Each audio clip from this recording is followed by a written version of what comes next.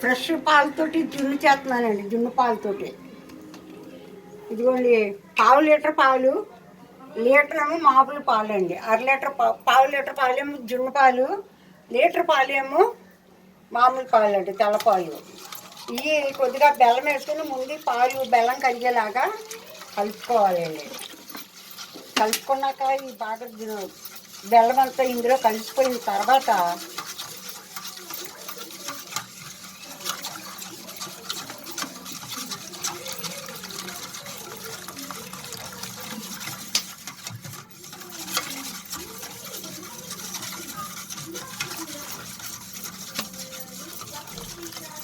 ఇవన్నీ తెల్లపాలేనండి. తెల్లపాలు ముందు కలుపుకున్న తర్వాత ఈ బెల్లం అంతా దీంట్లో కరిగిపోయిన తర్వాత కొంచెం కొంచెం పాలు పోసుకుంటా కలుపుకుంటా కొంచెం తగ్గిద్దానండి పాలు. ఎందుకంటే ఈ పాలు ఎక్కువ అవుతాయి, ఈ పాలు తక్కువ అవుతాయి జున్ను పాలు. అందుకని గట్టిగా ఉండాలి, మనకి బాగా ఉండాలి అని అనుకుంటే ఇదిగోండి పావు లీటర్ పాలు అండి వేసేసాను. ఇది శొంఠి, మిరియాలు, యాలక్కాయలు పౌడర్ చేసుకున్నాను. ఇది ఇందులో వేసేయాలి.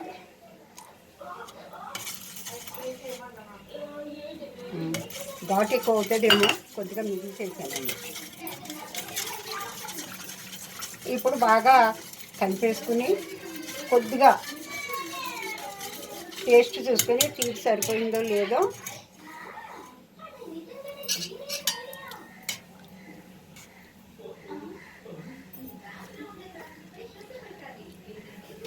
సరిపోయిందండి.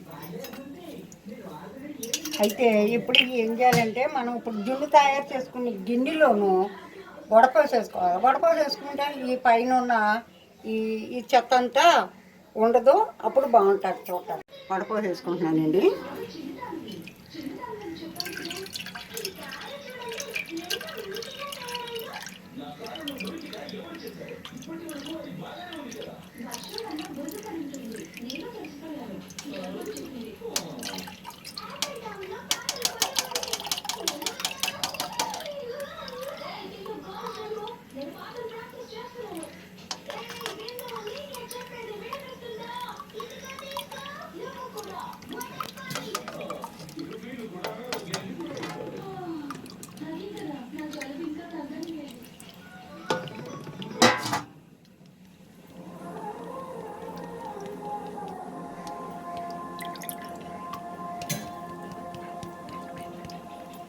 అయిపోయిందండి. ఇంకా దీనికి సరిపడగా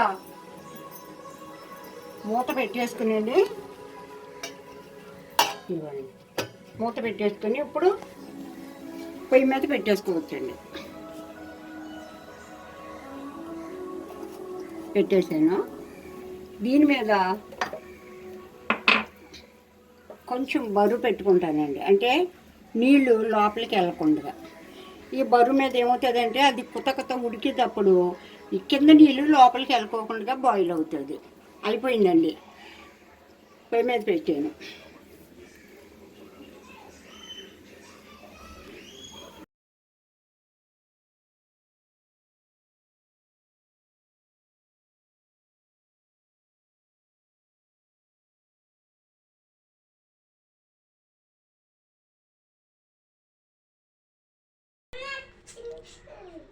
ఇదిగోనండి, జున్ను తయారైపోయింది.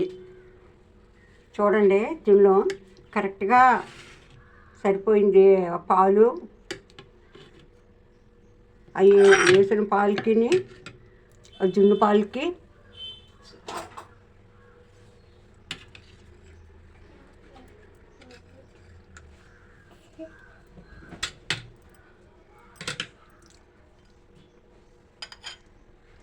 ఇదిగోండి జున్ను రెడీ అండి. మీరు కూడా చేసి చూడండి. జున్ను కరెక్ట్గా వేయాలండి. ఆ జున్ను పాలు అంటే ఆ జున్ను పాలను బట్టి మనం తెల్లపాలు కలుపుకోవాలి. తర్వాత మామూలుగా శొంఠి, మిరియాలు, యాలక్కాయలు అన్నీ పొడి చేసుకుని కలుపుకొని వడపోసేసుకుని అప్పుడు పొయ్యి మీద పెట్టుకోవాలి. ఇదిగోండి ఎలా ఉంది, బాగుందండి. మరి బాగుంటే కనుక మీరందరూ లైక్ చేయండి, కామెంట్ చేయండి, షేర్ చేసుకోండి. ఓకే అండి. ఇదిగోండి సూపర్గా ఉందండి, సూపర్గా ఉంది. మనం కేక్ కోసుకున్నట్టుగా కోసుకుంటానికి గట్టిగా ఉన్నదండి.